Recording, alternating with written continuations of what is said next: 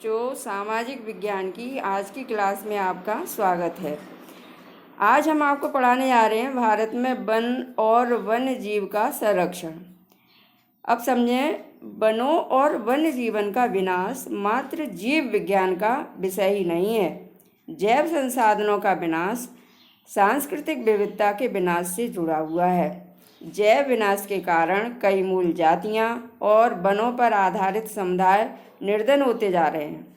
यह समुदाय खाने पीने, औषधि, संस्कृति, आध्यात्म इत्यादि के लिए वनों और वन्य जीवों पर निर्भर हैं। गरीब वर्ग की महिलाएं पुरुषों की तुलना में अधिक प्रभावित हैं।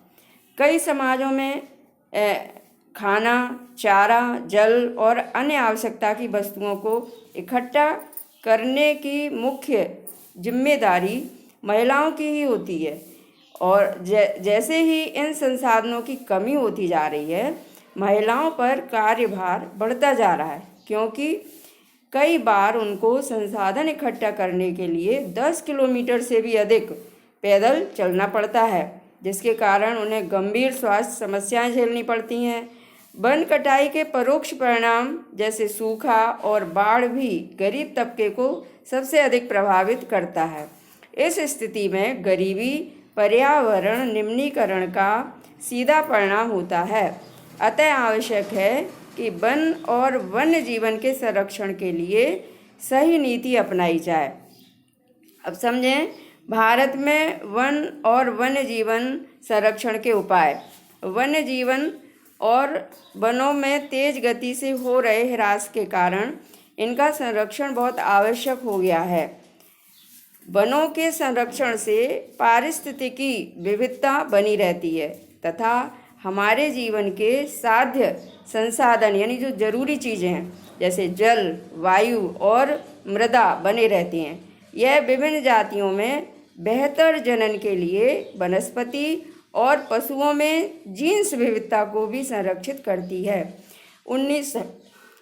1960 और 1970 के दशकों के दौरान पर्यावरण संरक्षकों ने राष्ट्रीय वन्य जीवन सुरक्षा कार्यक्रम की पुरजोर मांग की।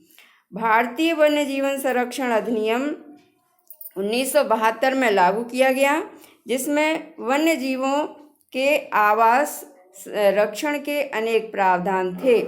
सारे भारत में रक्षित जातियों की सूची भी प्रकाशित की गई। इस कार्यक्रम के तहत बची हुई संकटग्रस्त जातियों के बचाव पर, शिकार प्रतिबंधन पर, वन्य जीव आवासों का कानूनी रक्षण तथा जंगली जीवों के व्यापार पर रोक लगाने आदि पर प्रबल जोर दिया गया है। तत्पश्चात केंद्र सरकार व कई राज्य सरकारों ने राष्ट्रीय उद्यान और वन्य जीव पशु विहार स्थापित किए।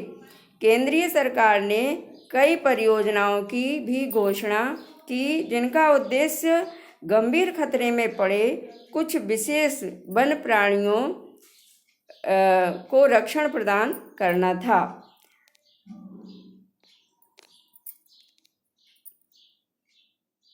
इन प्राणियों में बाघ, एक सींग वाला गैंडा, कश्मीरी हिरण अथवा हुंगल, 3 प्रकार के मगरमच्छ, स्वच्छ जल में रहने वाला मगरमच्छ, लवणीय जल मगरमच्छ और घड़ियाल, एशियाई शेर और अन्य प्राणी शामिल हैं। इसके अतिरिक्त कुछ समय पहले भारतीय हाथी, काला हिरण, चिंकारा, भारतीय गोंडावन और हिम तेंदुओं आदि के शिकार और व्यापार पर संपूर्ण अथवा आंशिक प्रतिबंध लगाकर कानूनी रक्षण दिया है। अब देखिए, बाघ परियोजना। वन्य जीवन संरक्षण में बाघों के बचाव के लिए, बाघ यानी टाइगर एक महत्वपूर्ण जंगली जाति है। 1973 में अधिकारियों ने पाया कि देश में 20वीं शताब्दी के आरंभ में बाघों की संख्या 55,000 से घटकर मात्र 1,827 रह गई है। बाघों को मारकर व्यापार के लिए चोरी करना, आवासीय स्थलों का सिकुड़ना, भोजन के लिए आवश्यक जंगली उपजातियों की कमी होना और जनसंख्या में वृद्धि बाघों की घटती जनसंख्या के मुख्य कारण हैं।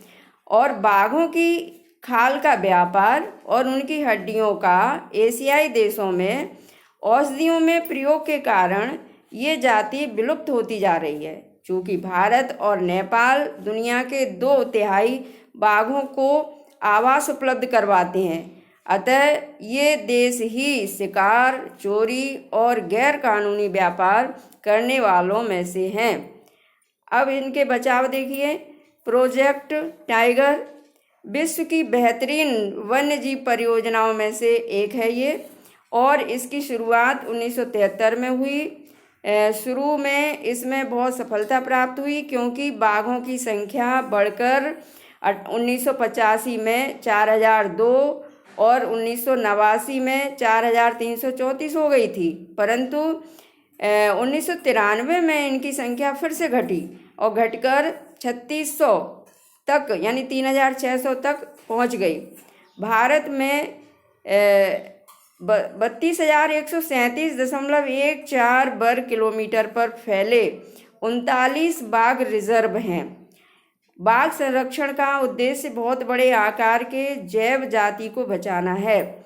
उत्तराखंड में कॉर्बेट राष्ट्रीय उद्यान, पश्चिम बंगाल में सुंदरवन राष्ट्रीय उद्यान, मध्य प्रदेश में बांधवगढ़ राष्ट्रीय उद्यान, राजस्थान में सरिस्का वन जीव पशु विहार, असम में मानस बाघ रिजर्व और केरल में पेरियार बाघ रिजर्व भारत में बांध संरक्षण परियोजनाओं के उदाहरण है। आजकल संरक्षण परियोजनाएं जैव विविधताओं पर केंद्रित होती हैं और संरक्षण के विभिन्न तरीकों की गहनता से खोज की जा रही है।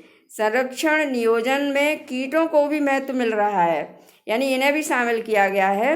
वन्य जीव अधिनियम 1980 और 1986 के तहत सैकड़ों तितलियों, पतंगों, भृंगों और एक ड्रैगन फ्लाई को भी संरक्षित जातियों में शामिल किया गया है। 1991 में